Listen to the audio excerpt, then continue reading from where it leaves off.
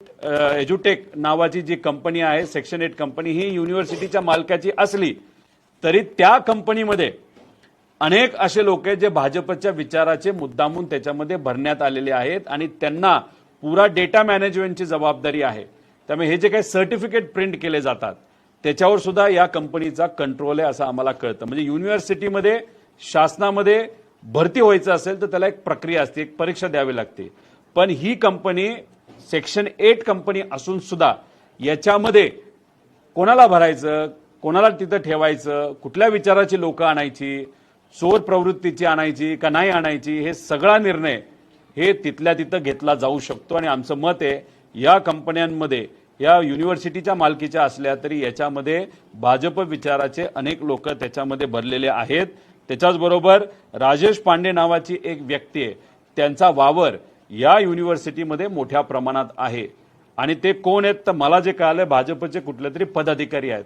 आणि मग ही व्यक्ती कोण, यांचा काय कंट्रोल, आणि मग अशा पद्धतीने जर सर्टिफिकेट छापले जात असतील, अशा पद्धतीने मुखेकर सारखे छोट्या लोकांकडनं जर तिथं पैसे घेऊन सर्टिफिकेट दिले जात असतील तर हे योग्य नाही। त्यामुळे याच्या खोलात खऱ्या अर्थाने जाण्याची जरूरत आहे। त्यामुळे आम्ही आज कुलगुरूंना विनंती केलेली आहे की फक्त कारवाई करून थांबत नाही, आम्हाला फॉरेन्सिक ऑडिट पाहिजे, आम्हाला सिस्टम ऑडिट पाहिजे आणि याच्यामध्ये कोण कोण काय काय कसं कसं जबाबदार आहे याचं पूर्णपणे त्या ठिकाणी ऑडिट झालं पाहिजे असं आमचं सगळ्यांचं मत आहे। आणि अकाउंटेबिलिटी फिक्स करायची झाली तर मग आम्ही असं का म्हणू नये की समजा नीटचा पेपर जेव्हा फुटतो तेव्हा जबाबदार कोणाला धरलं जातं तर तिथं मंत्री महोदयांना जबाबदार धरलं जातं।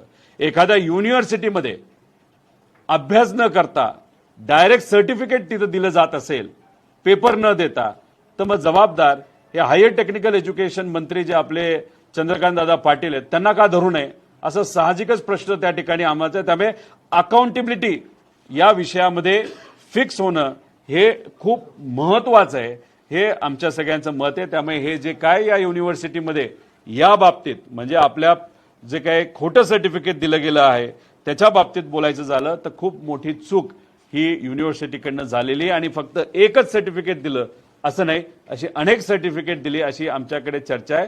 आणि ज्या पद्धतीने दबाव कदमांवर आणि गायकवाड भाऊंवर तिथं आता बाहेरून यायला लागलाय त्यामुळे याच्या मागे मोठं रॅकेट आहे हे तिथं सिद्ध होतं। त्यामुळे आम्ही त्यांना 10 ते 12 दिवस कुलगुरू साहेबांना तिथं दिलेले आहेत। आम्हाला प्रोग्रेस लागणार आहे, आम्हाला सांगावं लागणार आहे खरंच कुठं आमचा इन्व्हेस्टिगेशनचा प्रोसेस तिथं सुरू झालेली आहे। पोलिसांशी बोलल्यानंतर अजून त्यांच्याकडनं स्पष्टपणे सांगण्यात येत नाही की पुढे आम्ही काय करणार आहोत।